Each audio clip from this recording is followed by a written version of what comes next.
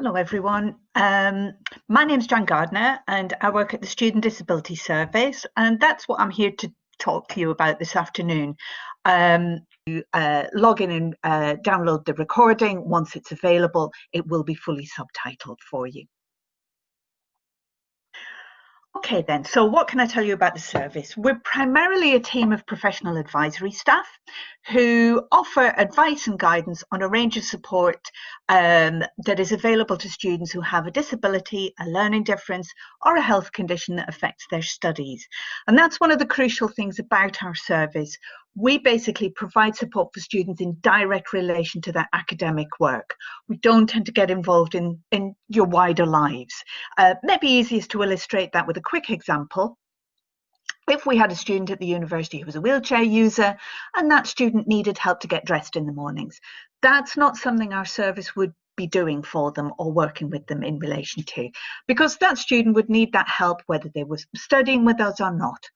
But if the same student needed assistance to get to and from university departments, maybe to access materials in the library when the library reopens next week, that's the kind of thing that we can help with, because obviously it's directly related to their academic life. So our advisors will have usually one-to-one contact with students, typically face-to-face, although not always. And obviously at the moment we're offering remote contact and remote appointments either by phone, by MS Teams or by Skype, whatever people find easiest. And the advisor will be discussing what support the student needs for their studies at the university. The team is also made up of other staff groups. We call them student support assistants, and it's a very broad umbrella term that includes some of the staff that you can see listed there on the slide. So people who work one-to-one to deliver a more specialist kind of support to students. Proofreaders, specific learning differences tutors, mental health mentors, note takers, both electronic and manual, studio assistants, library assistants, the list goes on. Basically, if a student needs assistance from specialist support on a one-to-one basis, we can generally provide it. We do work with staff across the university, but only in relation to helping them to deliver the support that students need. We are not a staff disability service, we're exclusively there for students. And the photograph that you see, well, the picture that you can see on the slide there, is an artist's impression, a very accurate artist's impression now, of our new office premises, which is located in the heart of the university area, just opposite the big McEwan Hall, which is where you'll be graduating, hopefully, at the end of your studies. We will have a presence there from next week. We will not be available for drop-in appointments, but if a student was unable to make an appointment remotely or preferred to see someone face-to-face, we will be able to carry out face-to-face appointments from that new premises, the Health and Wellbeing Centre. So what exactly does our service do? It's always good for us to know if people have had support previously at their school or college or maybe previous university, because it's good to know what's worked for you in the academic environment and maybe what hasn't worked as well. But it's important to recognise that we don't automatically replicate any support that you might have had previously, because obviously you're going to be studying in a different environment, in a different context, potentially in a very different way this year, and maybe even doing a different subject, a different course of study. So we will use any information that you can provide to us about how you got support previously in order to inform how we deliver the support to you for your studies at Edinburgh. In addition to delivering support to people who have pre-existing conditions, there are a number of conditions, typically learning differences, that we can screen for and diagnose for students at the university. So if you're a student who feels that you've potentially been affected by undiagnosed dyslexia, for example, get in touch with us. We can carry out a screening test to check whether or not it looks likely that you have that condition. And at the moment, because of all the impact of COVID-19, a screening test for a new student with no previous diagnosis, with backup support from one of our advisory staff, would be sufficient in order to get you the support that you need. Normally, we would be expecting a bit more substantial information, but I'll come on to that in a wee while in order to deliver support. One of the key ways that we deliver support to students at the university is through something that we call a schedule of adjustments. You might be more familiar with the term accommodations, but basically it's a bit of jargon. All it means is slight modifications to how students experience their teaching and learning at the university. So for some students, it might be getting a bit of extra time in accessing reserve and short loan materials from the library. It might be getting access to one of the bookable study rooms in the library. It might be when we do eventually sit normal exams again, as I'm sure we will at some point, might be having a bit of extra time in those exams, or sitting the exams in a smaller room rather than one of the big exam halls, or using a computer rather than handwriting exams. You get the idea, just slight changes to how you experience your studies at the university.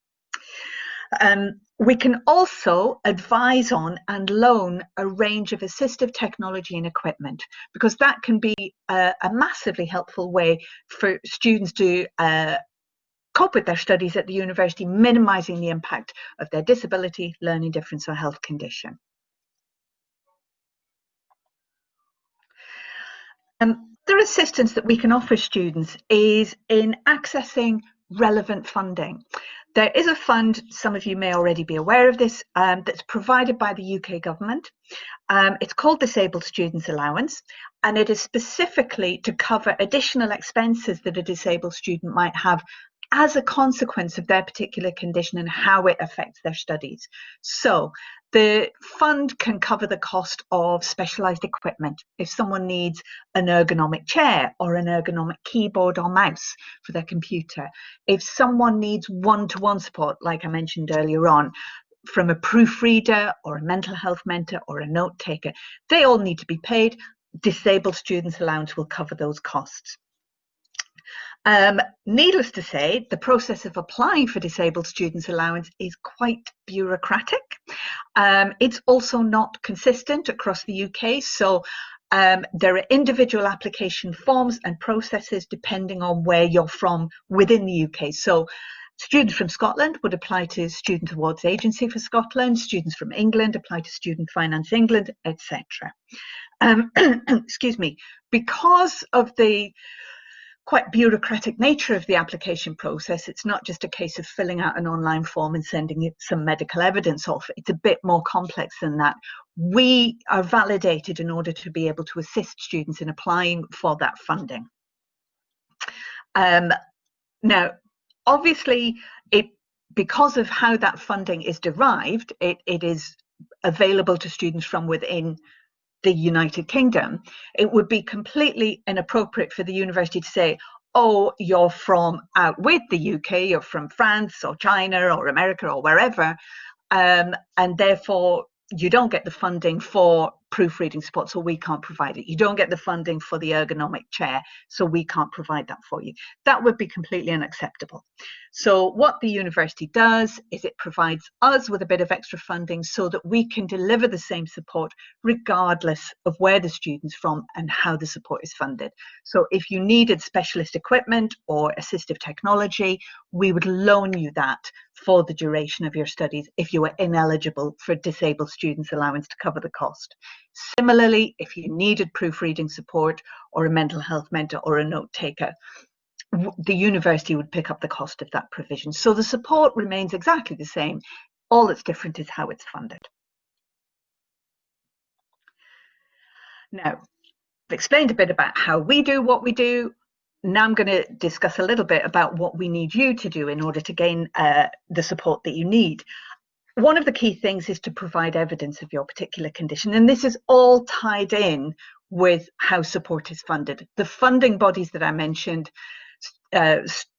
Student Finance England, Students Awards Agency for Scotland, etc., they all have quite prescriptive rules about what is acceptable evidence in order to assess whether or not a student is eligible for the funding. So we have to kind of tally with their specified evidence.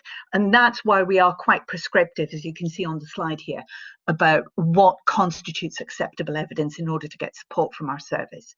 For everything apart from a learning difference such as dyslexia, the evidence requirement is not that problematic, I don't think. all we basically need is a letter from a relevant medical professional. It needs to be quite current. So usually within about the last 3 to 6 months, particularly for fluctuating conditions such as mental health problems or other physical health conditions. So we need something fairly current and recent.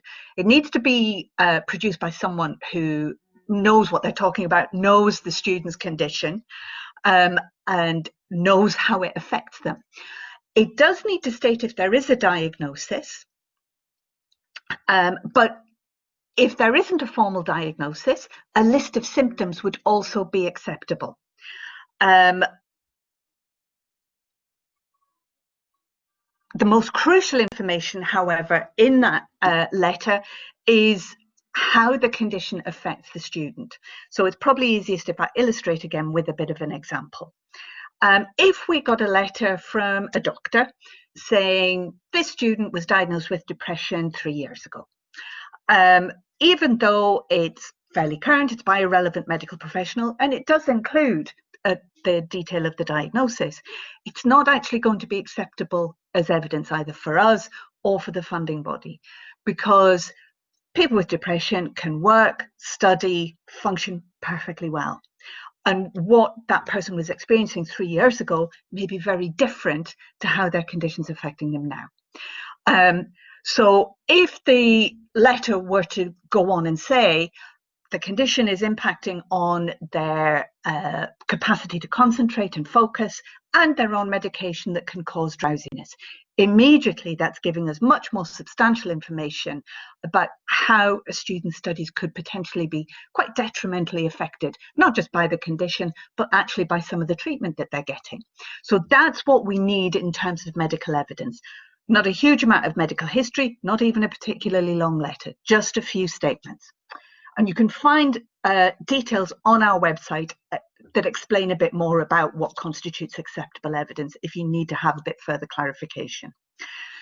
As I mentioned earlier, for learning differences, we typically, well, up until this year, we used to require a formal diagnostic assessment by a professional psychologist or a registered PATOS assessor.